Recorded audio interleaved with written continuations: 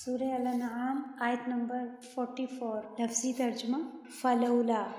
پھر کیوں نہیں، اذ جب جاءہم آیا ان کے پاس، بأسنا ہمارا عذاب، تضرعوا انہوں نے عاجزی اختیار کی، ولیکن اور لیکن قست سخت ہو گئے، قلوبہم دل ان کے، قلوب قلب کی جمع ہے، قاف لام با قلب، وزینہ اور خوبصورت بنا دیا، لہم ان کے لیے الشیطان شیطان نے، ما کانوا جو وہ تھے، یعملون عمل کرتے، فلولا اذ جاءہم بأسنا یعنی جب اللہ کا عذاب آیا اور جس وقت انہوں نے عذاب کو دیکھا تو پھر ان کے دل کیا ہو گئے، عاجزی اختیار کر لی انہوں نے، یعنی ان کے دل نرم ہو گئے، اللہ کے آگے جھک گئے۔ لیکن جیسے ہی عذاب ختم ہوا، ولیکن اور لیکن قست قلوبہم جیسے ہی عذاب ختم ہو گیا پھر ان کے دل کی حالت بدل گئی، لیکن ان کے دل سخت ہو گئے۔ وَزَيَّنَ لَهُمُ الشَّيْطَانُ مَا كَانُوا يَعْمَلُونَ اور خوبصورت بنا دی ان کے لیے شیطان نے، یعنی جو وہ کر رہے تھے یا اس دنیا کی زندگی کو پھر خوبصورت بنا دیا شیطان نے، یعنی پھر ان کے دل سخت ہو گئے، یعنی پہلے دل سخت نہیں تھے لیکن پھر اس کے بعد میں دل سخت ہو گئے۔ اس سے یہ بھی پتہ چلتا ہے کہ انسان کے دلوں کی حالت کبھی ایک جیسی نہیں رہتی، کبھی دل میں غصہ، کبھی پیار، کبھی سختی، کبھی نرمی، کبھی خوف، کبھی بے خوفی، انسان کی حالت بدلتے رہتی ہے۔ تو اس آیت سے ہمیں کیا سیکھنے کو ملتا ہے، آیت نمبر 43، کہ جب انسان پر کوئی آزمائشیں یا کوئی مشکلیں آتی ہیں تو پھر انسان کا حال کیا ہوتا ہے کہ یا تو وہ نرم ہو جاتا ہے، اللہ کے آگے جھک جاتا ہے، یا پھر سخت ہو جاتا ہے اور زیادہ اکڑ جاتا ہے، جیسے سورۃ بقرہ میں بھی گزرا ہے کہ اس کے بعد تمہارے دل اور سخت ہو گئے، اور بلکہ پتھروں سے بھی زیادہ سخت، کیونکہ بعض پتھروں میں سے بھی پانی بہہ پڑتا ہے، لیکن بعض لوگوں کے دل پتھروں سے بھی سخت ہوتے ہیں۔ کتنی بھی آزمائشیں آ جائیں، مشکلیں آ جائیں، پریشانیاں آ جائیں، لیکن وہ اللہ کی طرف نہیں آتے یا عاجزی اختیار نہیں کرتے۔ تو یہاں پر بیسیکلی یہی بتایا جا رہا ہے کہ جو آزمائشیں یا جو تکلیفیں یا جو پریشانیاں ہیں یہ انسان پر کیوں آتی ہیں، اس لیے تاکہ انسانوں کے بارے میں پتہ چلے کہ وہ کس طرح کا رویہ اختیار کرتے ہیں، یا تو وہ نرم ہو جاتے ہیں اور اللہ کے آگے نرمی اختیار کرتے ہیں، بندوں سے بھی نرمی اختیار کرتے ہیں اور اللہ کے آگے بھی جھک جاتے ہیں اور بندوں کے ساتھ بھی نرمی سے پیش آتے ہیں، یا پھر اکڑ جاتے ہیں اور زیادہ۔ ہمیں کیا دے دیا اللہ نے، ہم نے تو بہت نمازیں پڑھ لی، بہت عبادتیں کر لی، اور دوسری چیز یہ بھی پتہ چلتی ہے کہ انسان کو اپنے دل کا حال کبھی ایک جیسا نہیں رہتا، اور ہمارا اپنا دل سخت ہے یا نرم، یہ بھی ہمیں جائزہ لینے کا موقع ملتا ہے کہ جب ہمارے اوپر کوئی مشکلات آتی ہیں یا کوئی پریشانیاں آتی ہیں یا غم آتے ہیں تو ہم کیا کرتے ہیں، اللہ کے آگے جھکتے ہیں، قرآن سے جڑ جاتے ہیں، تنہائی پسند کرتے ہیں، اللہ کے آگے دعائیں کرتے ہیں، یا پھر اور زیادہ بہک جاتے ہیں۔ تو دل کا جو یہ ایسے لوگوں کے دل سخت ہوتے ہیں، دل کو بیماریاں بھی لگتے ہیں، تو یہ وہی لوگ ہوتے ہیں کہ جو آزمائشوں اور تکلیفوں کے بعد بھی نرمی نہیں لے کر آتے اپنے اندر، اور ان کے اندر سختی برقرار رہتی ہے۔ اور آپ صلی اللہ علیہ وسلم سے جب دلوں کی سختی کے بارے میں پوچھا گیا کہ دل کس طرح سے نرم ہوتے ہیں، تو آپ صلی اللہ علیہ وسلم نے فرمایا کہ قرآن کو کثرت سے پڑھنے سے اور موت کو یاد کرنے سے دلوں میں نرمی پیدا ہوتی ہے اور دلوں کی سختی دور ہوتی ہے، اور نیک یا اچھے لوگوں کی مجلسوں میں بیٹھنا یا قرآن کی مجلسوں میں، قرآن کی محفلوں میں بیٹھنا، قرآن سننا اور اس سے بھی دلوں کو سکون اور نرمی پیدا ہوتی ہے دلوں میں۔ فلما آیت نمبر 44، پھر جب نسو وہ بھول گئے، نسیان اسی سے ہے بھولنا یا یادداشت، ماں جو ذکروا وہ نصیحت کیے گئے تھے، بھی اس کی فتحنا تو کھول دیا ہم نے، فتح ہے اس کا روٹ فاتح، فتح کھولنا بھی ہے اور جس کا مطلب کامیابی بھی ہے، تو کھول دیا ہم نے علیہم ان پر ابوابا دروازہ، ابوابا باب کی جمع ہے، باب یعنی ڈور، ابواب ڈورز، دروازے کل شعین ہر چیز کے، حتیٰ یہاں تک اذا جب فارغ وہ خوش ہو گئے، بما ساتھ اس کے جو اوتو دیا، اخذناہم ہم نے پکڑ لیا ان کو بغتتاً اچانک، فاذا تو جب ہم وہ مبلسون مایوس ہونے والے تھے۔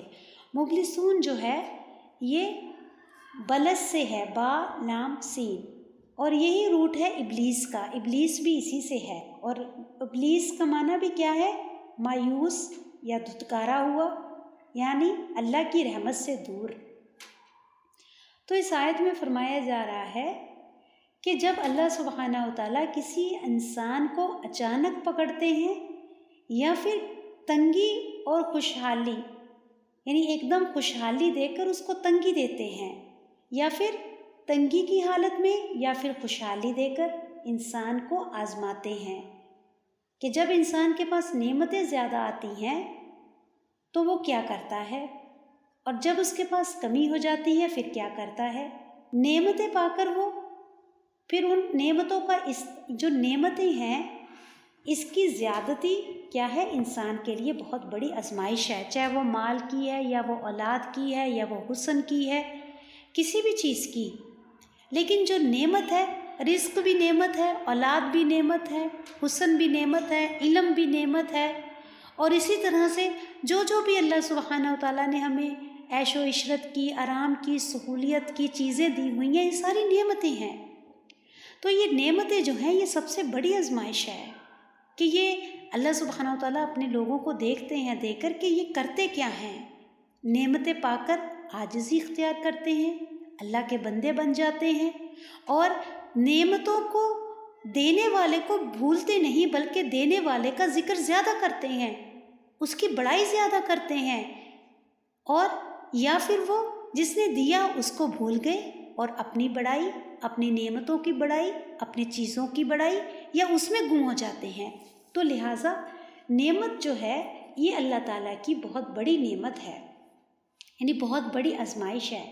یہاں پر اللہ سبحانہ و تعالیٰ یہی فرما رہے ہیں کہ فلما نسوا ما ذکروا، پھر جب بھول گئے جو نصیحت کیے گئے تھے، بھی فتحنا علیہم ابواب کل شیء، ساتھ اس کے تو کھول دیے ہم نے ان پر دروازے ہر چیز کے، یعنی اللہ تعالیٰ نے ہر چیز کے دروازے کھول دیے، ہر نعمت ان پر عام کر دی، رزق کی، مال کی، اسٹیٹس کی، دولت کی، ہر خواہش پوری ہو گئی، اور یہ کیا ہے؟ انسان کے لیے آزمائش۔ حتیٰ یہاں تک اذا فارغ وہ خوش ہو گئے، بما اوتو اخذناہم اس کے ساتھ جو ہم نے ان کو نعمتیں دی، بغتتاً پھر اللہ کیا کرتے ہیں کہ اچانک اس کو پکڑ لیتے ہیں، یعنی انسان کو پتہ بھی نہیں ہوتا کہ اچانک اس کی موت واقع ہو جاتی ہے، یا پھر کوئی نعمتیں چھن جاتی ہیں، کوئی کمی ہو جاتی ہے، فَإِذَا هُمْ مُبْلِسُونَ حالانکہ وہ مایوس ہونے والے تھے تو تب وہ مایوس ہو جاتے ہیں، یعنی خوشحالی دے کر پکڑا۔ یہ انسان کے لیے بہت دکھ دہ بات ہوتی ہے کہ جب انسان کے پاس پوری خوشحالی ہو اور پھر اس وقت اس سے کوئی چیز چھن جائے، کوئی حادثہ ہو جائے، کوئی بیماری آ جائے، کسی انسان کی اپنے کی موت ہو جائے، تو یہ کیا ہے؟ یہ بہت بڑی پھر اس کے لیے مایوسی کی بات ہوتی ہے کہ وہ بہت تکلیف میں آ جاتا ہے۔ اس کے بارے میں ایک حدیث ہے کہ آپ صلی اللہ علیہ وسلم نے فرمایا، جب تم کسی قوم یا لوگوں کو دیکھو نافرمانیوں کے باوجود اللہ تعالیٰ ان کو نعمتیں دیتے چلے جا رہے ہیں، ترقی پر ترقی مل رہی ہے، یہ اللہ کی رضامندی نہیں ہے بلکہ یہ اللہ کی ڈھیل ہے، اللہ تعالیٰ ان کو مہلت دے رہے ہیں، چھوٹ ہے یہ۔ یعنی کیا فرمایا رسول اللہ علیہ وسلم نے کہ جب کوئی قوم یا لوگ اللہ کی نافرمانی کر رہے ہوں، نماز نہیں پڑھ رہے، روزہ نہیں رکھ رہے، حرام کھا رہے ہیں، سود کھا رہے ہیں، انٹرسٹ لے رہے ہیں، یا پھر کوئی بزنس حرام ہے، یا پھر ان کے اندر کوئی دینی اسلامی شعار نہیں ہے، کوئی عمل نہیں ہے، اور پھر اس کے بعد ان کو اللہ تعالیٰ خوب نعمتیں دے رہے ہیں، مال و دولت، عزت، شہرت، تو یہ کیا ہے؟ یہ اللہ کی طرف سے کیا ہے؟ اللہ کی رضامندی نہیں، بلکہ یہ کیا ہے؟ اللہ کی ڈھیل ہے۔ کیونکہ لوگ سمجھتے ہیں کہ شاید ہم بہت اچھے لوگ ہیں، نیک لوگ ہیں، ہم بہت اللہ کے پسندیدہ ہیں، اس لیے ہمیں یہ نعمتیں مل رہی ہیں۔ نہیں، اللہ سبحانہ تعالیٰ فرما رہے ہیں کہ یہ تو ڈھیل ہے، یہ تو اللہ تعالیٰ ان کو مہلت دے رہے ہیں کہ کتنی دیر تم ان نعمتوں کو استعمال کرتے کر لو، کتنا اکڑتے اکڑ لو، کتنی اپنے آپ کو بڑی چیز سمجھتے ہو سمجھ لو، لیکن ایک دن پھر ایسا آتا ہے کہ اچانک انسان سے وہ نعمتیں چھٹ جاتی ہیں۔ جو کمانے والا تھا وہی گزر گیا، یا پھر انسان کو ایسی بیماری لگ جاتی ہے، نعمتیں تو رہتی ہیں لیکن انسان ان کا استعمال نہیں کر سکتا، کھا پی نہیں سکتا، ڈاکٹروں کا، ہاسپٹلوں کا ہو کے رہ جاتا ہے، یا پھر کوئی ایسی بیماری، ایسی تکلیف آتی ہے کہ ساری مال و دولت اس میں چلے جاتی ہے، تو یہ کیا ہے؟ اللہ کی طرف سے ڈھیل ہے، مہلت ہے۔ اور پھر اس کے بعد میں رسول اللہ صلی اللہ علیہ وسلم نے یہی آیت تلاوت فرمائی کہ جب اللہ تعالیٰ انسان کو تنگی میں بھی اور آرام دے کر بھی آزماتا ہے، یعنی تنگی دے کر بھی دیکھا جاتا ہے کہ انسان اللہ تعالیٰ کا شکر ادا کرتا ہے، اللہ تعالیٰ کی تعریف کرتا ہے، اللہ کے آگے جھکتا ہے، یا پھر اللہ کی ناشکری شروع کر دیتا ہے، یا پھر نعمتیں پا کر دے کر بھی اللہ سبحانہ و تعالیٰ آزماتے ہیں کہ کون ہے انسان اللہ کے آگے جھک جاتا، شکر گزاری کرتا، یا پھر نعمتیں پا کر اپنے آپ کی تعریف، جیسے فرعون، حامان، قارون، یہ اپنے آپ کو بڑا سمجھتے تھے کہ ہمارا کمال ہے، ہم نے کمایا ہے، ہم نے محنت کی ہے، ہم نے اتنا وقت لگایا ہے تو ہمیں یہ سہولتیں ملی ہیں۔ تو اس طرح سے جو نعمتیں آنا بھی اور نعمتوں کا جانا، یہ دونوں آزمائشیں ہیں۔ تو اس آیت میں یہی چیز کو ریلائز کروایا گیا ہے۔ فَلَمَّا نَسُوا مَا ذُكِّرُوا، پھر جب وہ بھول گئے جو وہ نصیحت کیے گئے تھے، بِهِ فَتَحْنَا عَلَيْهِمْ أَبْوَابَ كُلِّ شَيْءٍ، تو ہم نے کھول دیے ان پر دروازے ہر چیز کے، حَتَّى إِذَا فَرِحُوا، پھر یہاں تک کہ وہ خوش ہو گئے، بِمَا آتَوْا، ساتھ اس کے جو دیے ہم نے، أَخَذْنَاهُمْ بَغْتَةً، پھر ہم نے اچانک ان کو پکڑ لیا، فَإِذَا هُمْ مُبْلِسُونَ، تو تب وہ مایوس ہو گئے۔ فَقُطِعَ، پس کاٹ دی گئی، قطع سے ہے قاف طا عین، قطع۔ دیکھیے جب کسی لفظ کا آپ کو روٹ پتہ ہوں گے، اب وہ لفظ کسی بھی شیپ میں آئے، کسی بھی اس میں یعنی فارم میں آئے، آپ اس کا معنی پہچان لیں گے۔ وہ چاہے فعل پاسٹ سینٹینس میں آئے، پریزنٹ میں آئے، فیوچر میں آئے، یا پھر مستقبل میں آئے، تو اس کا پہچاننے میں جب انسان کمی کا اس کو جب روٹ پتہ ہوتا ہے، پھر لفظ کا پہچاننا بہت آسان ہو جاتا ہے کہ یہ کس چیز کے بارے میں بات ہو رہی ہے۔ تو اس لیے روٹ ورڈز جو ہیں یہ بہت اہم ہوتے ہیں کہ آپ کو قرآن کے لفظ و لفظ معنی سمجھنے کے لیے ان کے روٹس کا پتہ ہونا بہت ضروری ہے۔ لیکن ہر ایک لفظ کا روٹ نہیں ہوتا، کچھ لفظ کے روٹ نہیں بھی ہوتے ہیں، لیکن جن کے روٹ بتائے جائیں تو ان کے روٹس کو ضرور لکھ لیجیا کریں اور یاد کر لیجیا کریں۔ اس سے آپ کو ہر لفظ کو سمجھنا، وہ جسی بھی فارم میں آئے گا آپ اس کو سمجھنا بہت آسان رہے گا، جیسے یا معلونا، تا معلونا۔ تو اس طرح سے جو لفظ پہچاننے جاتے ہیں تو اس کے پہچاننے کے لیے ضروری ہوتا ہے ان کے روٹ ورڈز کا پتہ ہونا۔ اب مبلسون جو ہے یہ بلس سے ہے، اور ابلیس کا بھی روٹ یہی ہے اور اس کا بھی روٹ یہی ہے، لیکن اگر آپ کو روٹ ورڈ پتہ ہوگا تو پھر آپ اس کا معنی بہت اچھی طرح سے جان لیں گے، کیونکہ ایک لفظ کے عربی میں کئی معنی ہوتے ہیں، اور اس کا معنی دھتکارا ہوا بھی ہے ابلیس کا معنی، اور مایوس کس سے؟ اللہ کی رحمت سے، کہ وہ جنت میں نہیں جا سکتا، اس کے لیے ہمیشہ کے لیے جہنم ہے، اس سے وہ مایوس ہے کہ اللہ تعالیٰ اس کو جنت میں ڈالیں گے۔ تو آیت نمبر 45، فقطیہ، پس کاٹ دی گئی۔ اب قطع تعلق کرنا، کاٹ دینا، اسی سے ہے۔ دبیرو، جڑ، دبر اسی سے ہے، دبر کہتے ہیں پیٹھ کو، اور ہر چیز کا جو آخری حصہ ہوتا ہے وہ بھی دبر کہلاتا ہے، اور اس کا معنی پیٹھ بھی ہے۔ القوم اس قوم کی، الذین وہ لوگ، ظلموا جنہوں نے ظلم کیا، والحمدللہ اور تعریف اللہ کے لیے ہے، رب جو رب ہے العالمین تمام جہانوں کا۔ اب شر کی نسبت اب یہاں پر اللہ تعالیٰ سے اللہ کی طرف نہیں کی گئی، اس لیے یہاں پر کہا گیا ہے کہ جب اللہ سبحانہ و تعالیٰ کوئی فتنے کو ختم کر دیں یا کسی برائی کو ختم کر دیں تو پھر اس پر کیا کرنا چاہیے؟ شکر ادا کرنا چاہیے۔ تو اس لیے یہاں پر کہا گیا ہے فَقُطِعَ دَابِرُ الْقَوْمِ الَّذِينَ ظَلَمُوا، کہ جب اللہ تعالیٰ نے ایسی قوم یا ایسی جو شرک کرتی تھی، اللہ کی نافرمانی کے کام کرتے تھے، تو جب ایسے قوم کو یا ایسے لوگوں کو اللہ نے ختم کر دیا جو زمین پر ظلم یا زیادتی کرتے ہیں، تو ان کا مکمل خاتمہ کر دیا، تو اس پر انسان کو کیا کرنا چاہیے؟ شکر کرنا چاہیے کہ الحمدللہ اللہ تعالیٰ نے جڑ کاٹ دی۔ یعنی یہاں پر شکر سے مراد کیا ہے کہ اللہ نے ظالموں کا خاتمہ کر دیا۔ قل کہہ دیجئے، ارأیتم کیا دیکھا تم نے، ان اگر اخذ اللہ چھین لے اللہ، اخذ کیا ہے؟ لینا بھی ہوتا ہے اور چھین لینا، اخذ اللہ چھین لے اللہ، سمعکم تمہاری سماعت کو، سین میم عین سننے کے لیے، تمہاری سماعت کو، وہ ابصارکم اور تمہاری بصارت کو، باصرہ بصرہ یعنی دیکھنے کی یا نگاہوں کی طاقت کو، وہ ختمہ اور مہر لگا دے، اللہ اوپر، قلوبکم تمہارے دلوں پر، قلوب قلب کی جمع ہے، قاف لام با،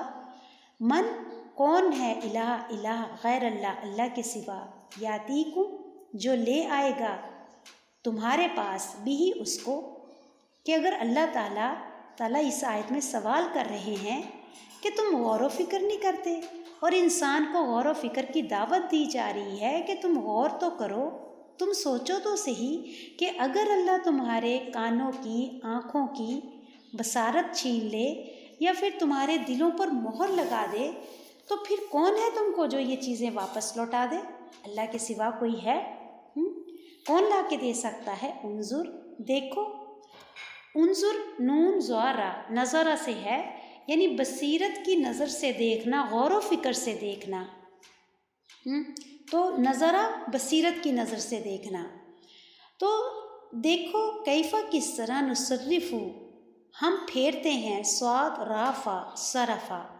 ہم پھیرتے ہیں، الآیات نشانیاں، ثم پھر ہم وہ، یصدفون وہ اعراض برتتے ہیں، یصدفون صدف سے ہے، صاد دال فا صدفا سخت چیز کے لیے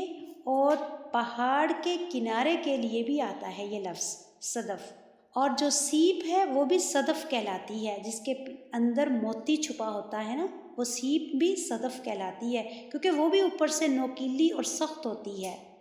تو صدف اسی سے ہے۔ میرے خیال میں بعض لوگ یہ نام بھی رکھتے ہیں، تو یہ نام رکھنے سے اوائڈ ہی کرنا چاہیے، کیونکہ اتنے اچھے معنی نہیں ہیں اس کے، سخت اور نوکیلی چیز کے لیے اس کا معنی آیا ہے۔ اب اللہ سبحانہ تعالیٰ اس آیت میں غور و فکر کی دعوت دے رہے ہیں کہ کیا لوگ اس چیز پر غور نہیں کرتے کہ جو آنکھیں ہیں یا جو انسان کے سننے سمجھنے کی صلاحیت ہے، اس کا دل ہے، اگر اللہ تعالیٰ ان کو پھیر دیں یا ان کی سماعت چھین لے یا ان کی سننے کی یا دیکھنے کی صلاحیت چھین لے، تو کون ہے جو اس کو واپس کرے؟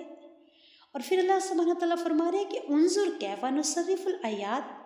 کیا وہ دیکھتے نہیں، غور و فکر سے نہیں سوچتے کہ کس طرح سے ہم پھیرتے ہیں آیات کو، ثم ہم یصدفون اور پھر وہ دیکھ کر اعراض برتتے ہیں۔ یعنی نصرف الآیات کیا ہیں کہ اللہ سبحانہ تعالیٰ کی نشانیاں۔ اب اللہ کی نشانیاں دو طرح کی ہوتی ہیں، ایک نشانیاں ہیں جو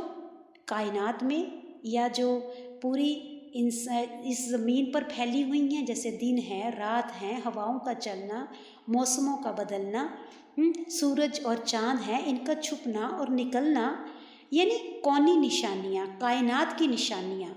اور پھر دوسری نشانی ہے قرآن کی نشانیاں، کہ کس طرح سے اللہ سبحانہ و تعالیٰ بار بار آیات کو دہرا رہے ہیں، ایک ہی آیت ایک ہی بات کتنی بار آ رہی ہے، کیا لوگ اس پر غور نہیں کرتے، سوچتے نہیں؟ اب یہ آنکھوں کی بصیرت کا چھن جانا، دلوں پر مہر لگ جانا، یہ فرسٹ ٹائم نہیں آئی آیت، ایسی آیتیں بہت سی پیچھے گزری ہیں۔ سورۃ بقرہ میں ہم نے شروع میں پڑھا تھا، سم بکم عمی فہم لا یرجعون، ان کے دل مریض ہیں، ان کے دلوں کو مرض لگ چکا ہے، اب یہ اس مرض کا علاج نہیں کریں گے تو یہ ٹھیک نہیں ہوں گے۔ تو یہ آیتیں پیچھے بہت سی آیات میں یہ الفاظ گزر چکے ہیں۔ تو یہ تمام ایسی آیات ہیں کہ جن میں اللہ سبحانہ و تعالیٰ انسانوں کو سمجھانے کے لیے غور و فکر کی دعوت دیتے ہیں۔ تو کیا یہ لوگ ان آیتوں پر غور نہیں کرتے؟ کیا یہ سمجھتے نہیں؟ یہ بار بار سنتے ہیں، اس پر سوچتے نہیں کہ اللہ تعالیٰ کیوں بار بار ایسا فرما رہے ہیں؟ یا پھر یہ کائنات کی نشانیوں کو دیکھ کر سوچتے نہیں؟ سورج کو، چاند کو، زمین کو، آسمان کو، پہاڑوں کو یہ دیکھ کر سوچتے نہیں کہ کون ہے اس کے پیچھے؟ یہ رب کو نہیں پہچانتے؟ یہ جو بار بار ہم گھما کر آیات کو پھرا رہے ہیں اللہ کی نشانیوں کو، تو اس کا مطلب یہ ہے کہ لوگ اس پر غور کریں، اس کو سمجھیں، سنیں کہ ایک چیز کو اللہ تعالیٰ اتنی بار کیوں کہہ رہے ہیں۔ اللہ تعالیٰ کا ایک مرتبہ کہنا بھی کافی ہے ہمارے لیے، لیکن اس کے باوجود اللہ سبحانہ و تعالیٰ انسان کی فطرتوں کو جانتے ہیں کہ ان کو ایک بار میں بات سمجھ نہیں آتی، اس لیے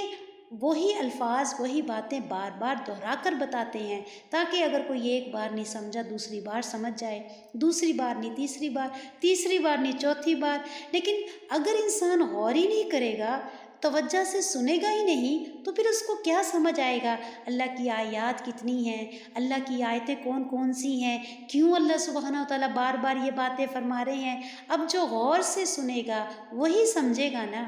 تو پلیز میری پیاری بہنوں، قرآن کی جس وقت آپ قرآن کی کلاس کا ٹائم ہو تو اس وقت قرآن کو جو آیتوں کو ایک ایک لفظ کو سمجھایا جاتا ہے، ایک ایک آیت کو سمجھایا جاتا ہے، اس وقت لاپرواہی سے وقت کو مت ضائع کیا کریں۔ اس وقت آپ کو چاہیے کہ اس وقت کو فائدہ اٹھائیں اور قرآن کو آپ سامنے رکھ کر بیٹھیں، تو ہی اس سے فائدہ حاصل کر سکیں گے، ورنہ ایسی کوئی بات انسان کو سمجھ نہیں آئے گی جب تک اس کے سامنے قرآن نہیں ہوگا، اور جب تک وہ اس کو لفظ و لفظ دیکھے گا نہیں اور سنے گا نہیں۔ تو اللہ کی آیات کوئی مذاق نہیں ہے، یا پھر اللہ سبحانہ و تعالیٰ ایسا ہی نہیں بار بار فرما رہے، بلکہ ہماری غور و فکر کو، ہماری عقل کو، ہماری سمجھ کو جگانے کے لیے اللہ تعالیٰ بار بار اپنی آیتوں کو گھما رہے ہیں کہ تم غور کرو۔ کیف انظر کیف نصرف الآیات، دیکھو کس طرح ہم پھیر پھیر کر لاتے ہیں آیات کو، یعنی کائنات کی جو شرعی نشانیاں ہیں اور جو قرآن کی آیات ہیں، کس طرح سے ہم بار بار دہرا رہے ہیں۔ ثم ہم یصدفون، اور پھر ہے کہ لوگ اعراض برتتے ہیں، یعنی اس سے ایسا گزر جاتے ہیں، سنتے ہی نہیں۔ بات سنتے بھی ہیں تو ایسا سنتے ہیں کہ ان کے اندر ہی کچھ اترتا نہیں، نہ الفاظوں پر دھیان ہے، نہ قرآن سامنے ہے، نہ کوئی توجہ ہے، بس ایک بیٹھے ہیں آن کر کے، لیکن کوئی غور و فکر کا سننا نہیں ہے، کوئی اس وجہ سے سننا نہیں کہ کیا اللہ کی کلام مجھے سمجھ آنے لگ جائے یا کوئی بات سمجھ کر میری زندگی بدل جائے۔ تو جب ایسا سننا ہی نہیں تو ایسا سننے کا کوئی فائدہ بھی نہیں ہے۔ تو اللہ سبحانہ تعالیٰ فرما رہے ہیں کہ کیا ہم ان کی سماعت لے جائیں تو پھر کچھ ہے کوئی ان کو سماعت کو واپس لا دے، یا ان کی ہم آنکھیں لے جائیں جس کا یہ استعمال صحیح نہیں کر رہے، کوئی ہے جو ان کو آنکھیں واپس دے دے؟ کل کہہ دیجئے ارائیتکم، کیا غور کیا تم نے؟ اب یہ بھی رعا ہے، اس کا معنی بھی دیکھنا ہے، اور نظرہ کا معنی بھی دیکھنا ہے، بصرہ کا معنی دیکھنا ہے، لیکن معنی اس کے الگ الگ ہیں اکارڈنگ ٹو کنٹیکسٹ۔ کہہ دیجئے کیا غور کیا تم نے؟ اب یہ غور و فکر کا دیکھنا ہے، نظرہ بصیرت کی نظر سے دیکھنا، بہت گہرائی سے دیکھنا، یعنی دور تک سوچتے ہوئے دیکھنا کہ آج اگر یہ چیز، آج اگر یہ کام، آج میں اس وقت یہ کام ایسا کروں گی تو پھر اس کا کل کو انجام کیا ہوگا، دور تک سوچتے ہوئے کسی چیز کو دیکھنا۔ اب یہ غور سے دیکھنا، غور و فکر سے دیکھنا ہے۔ ارائیتکم، کیا غور کیا تم نے؟ ان اگر اتاکم، تمہارے پاس آئے عذاب اللہ کا عذاب، بغتتاً اچانک، او یا جہرتاً علانیہ، یعنی تم سامنے آتا دیکھو، کھلے عام دیکھو، حل کیا یہلکو ہلاک کی جائے گی، الا سوائے اس کے، القوم ایک ایسی قوم الظالمون جو ظالم ہے، یعنی اللہ تعالیٰ یعنی ہلاک کون سی قوم ہوگی؟ جو ظالم ہوگی، یعنی جو ظلم کرتی ہوگی اور جو اللہ سے توبہ نہیں کرتی ہوگی۔ یعنی اللہ کا عذاب اچانک اور کھلے عام بھی آ سکتا ہے، اچانک بھی آ سکتا ہے اور کھلے عام بھی آ سکتا ہے۔ جیسے بعض وقت کوئی روڈ پہ چل رہے ہیں اور اچانک ایک دم دو گاڑیاں ٹکرائی اور حادثہ ہو گیا۔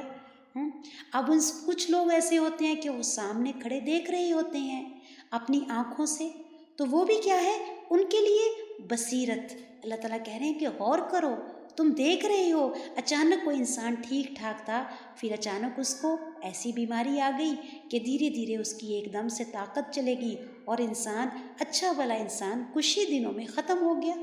اب دیکھنے والے کے لیے کیا ہے؟ وہ ایک بصیرت ہے کہ وہ غور کرے، غور سے دیکھے کہ کیسے انسان، کس طرح سے انسان کو غور کرنے کے لیے کہا جائے کہ کیا غور نہیں کرتے، یا پھر خود انسان کے اوپر ہی اچانک کوئی ایسا حملہ ہو جائے یا اچانک اس کے اوپر کوئی مصیبت آ جائے۔ لیکن انسان کو غور و فکر کرنا چاہیے۔ اور پھر ہل یہلکو، کیا ہلاک کی جائے گی، الا القوم الظالمون، سوائے قوم جو ظالموں کے، یعنی اللہ تعالیٰ اس میں کس کو ہلاک کر دیتے ہیں؟ جو لوگ ظالم ہوتے ہیں۔ یعنی ظلم کرنے والے کے لیے اس کا ظلم جو ہوتا ہے وہ سبب بنتا ہے اس کو ہلاک ہونے کا۔ کسی کا حق نہ دینا، کسی کو نہ بے حق ستانا، ناحق ستانا، اسی طرح کسی کے ساتھ ظلم و زیادتی کرنا، چاہے وہ پڑوسی ہیں، چاہے وہ والدین ہیں، چاہے وہ ساس سسر ہیں، چاہے وہ رشتہ دار ہیں، تو یہ تمام چیزیں کیا ہیں؟ ظلم ہیں۔ تو اس طرح سے جب انسان کوئی ظلم کرتا ہے تو اس کا جو ظلم ہے وہ سبب بن جاتا ہے اس کی ہلاکت کا۔ اب دیکھنے والوں کو کیا چاہیے؟ اس سے عبرت حاصل کریں، اس سے نصیحت حاصل کریں۔ اور ماں نہیں، اور نہیں، نرسلا ہم بھیجتے، المرسلین رسولوں کو، الا سوائے اس کے، مبشرین، با شین را اس کا روٹ ہے، بشرا یعنی خوشخبری دینے والے، اور مبشرہ اور بشرا اسی سے ہے، یعنی ایسی خوشخبری جس کا اثر انسان کے چہرے پر بھی ہو۔ تو سوائے خوشخبری دینے والے، و منذرین اور ڈرانے والے، نون ذا را نظرا، فمن تو جو کوئی آمنا ایمان لایا، وہ اصلح اور اس نے اصلاح کر لی، یعنی اپنا زندگی کا طریقہ بدل لیا، فلا خوفن تو نہیں ہے کوئی خوف، علیہم ان پر، ولا ہم اور نہ وہ، یحزنون غمگین ہوں گے۔ یحزنون کا روٹ حزنون حزن ہے۔ یعنی اس آیت میں رسولوں کو بھیجے جانے کا مقصد بتایا گیا ہے کہ رسول جو ہیں وہ خاص مقصد کے لیے بھیجے جاتے ہیں کہ وہ بندوں کو اللہ کے ساتھ جوڑیں اور بندوں کو خوشخبریاں دیں کہ اگر وہ دنیا میں اچھے عمل کریں گے تو اس عملوں کے بدلے میں ان کو اللہ تعالیٰ کے پاس کیا انعام ملے گا، اور اگر کوئی شخص برے کام کرے گا، اللہ کی عبادت نہیں کرے گا، تو پھر اس کا انجام اس کو آخرت میں کیا بھگتنا پڑے گا۔ اب اللہ سبحانہ تعالیٰ فرما رہے ہیں کہ جو رسول ہیں وہ کیا ہیں؟ مبشرین اور منذرین، خوشخبری دینے والے اور ڈرانے والے۔ فمن آمنا فاصلح، پھر جو ایمان لے کر آ گیا، یعنی پیغمبروں نے جو تعلیمات دی ہیں ان طریقے کے مطابق جس نے اپنا عمل بدل لیا اور اپنے آپ کو سدھار لیا، اپنی اصلاح کر لی، اپنا زندگی کا طریقہ بدل لیا، فلا خوف علیہم تو ان کے اوپر کوئی خوف نہیں اور نہ ہی وہ غمگین ہوں گے۔ یعنی غم اور فکر سے نجات کا طریقہ بتایا جا رہا ہے کہ رسولوں کے بتائے ہوئے طریقے کے مطابق عمل کرنا۔ تو رسولوں کا بتایا ہوا طریقہ کیا ہے؟ اس قرآن کو پڑھ کر رسولوں نے تبلیغ کی،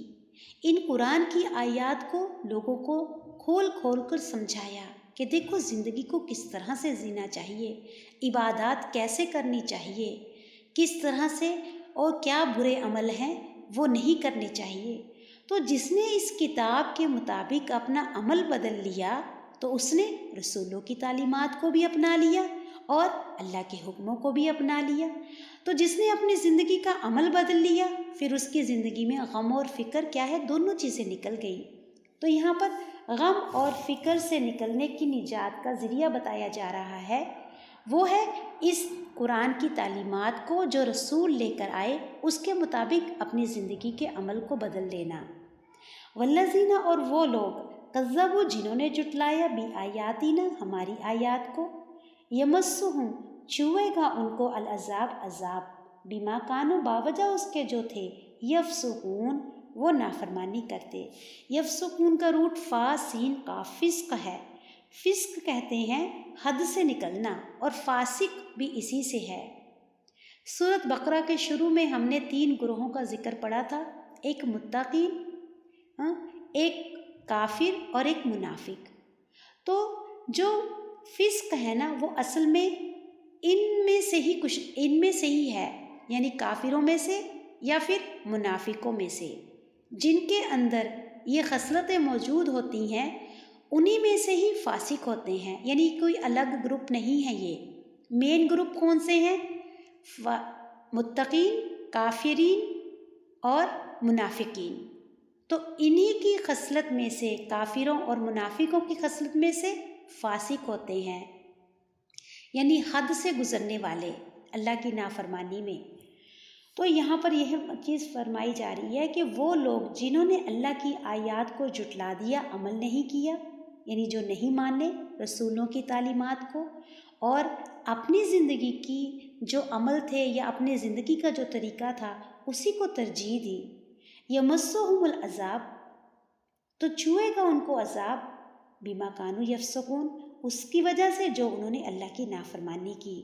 قل، کہہ دیجئے، لا، نہیں، اقولو، نہیں میں کہتا، لکم، تم کو، عندی، میرے پاس، خزائن، اللہ کے خزانے ہیں۔ خزائن خزانہ کی جمع ہے، خازانون، یعنی ہر قسم کی چیزیں۔ ولا، اور نہ، عالم، میں جانتا ہوں، الغیب، غیب کو، ولا، اور نہ، اقولو، میں کہتا ہوں، لکم، واسطے تمہارے، انی، بے شک میں، ملک، میں فرشتہ ہوں، نہیں، اتبعو، میں پیروی کرتا یا فالو کرتا، تباعن ہے، فالو کرنا، پیچھے پیچھے چلنا، نہیں میں فالو کرتا یا نہیں میں پیروی کرتا، الا، سوائے، ما، جو، یوہا، وحی کیا گیا، الیہ، میری طرف، یعنی مجھے جو حکم ملا ہے میں تو اس کے مطابق عمل کرتا ہوں، میں اپنی طرف سے کچھ نہیں کہتا۔ قل، کہہ دیجئے، حل، کیا، یستوی، برابر ہو سکتا ہے، الاعمی، اندھا، والبصیر، اور دیکھنے والا، افلا تتفکرون، کیا بھلا تم غور و فکر نہیں کرتے؟ ابھی اس آیت میں غور و فکر کے لیے کہا جا رہا ہے کہ ایک اندھا شخص کون ہے؟ کافر ہے، اور بصیر کون ہے؟ مومن ہے، کہ ایک بصیرت یا مومن اور ایک کافر کبھی برابر نہیں ہو سکتے، کہ جو غور و فکر سے زندگی گزارتا ہے، اللہ کی آیات کو سمجھ کر زندگی گزارتا ہے، وہ اور ایک نافرمان کبھی برابر نہیں ہو سکتے۔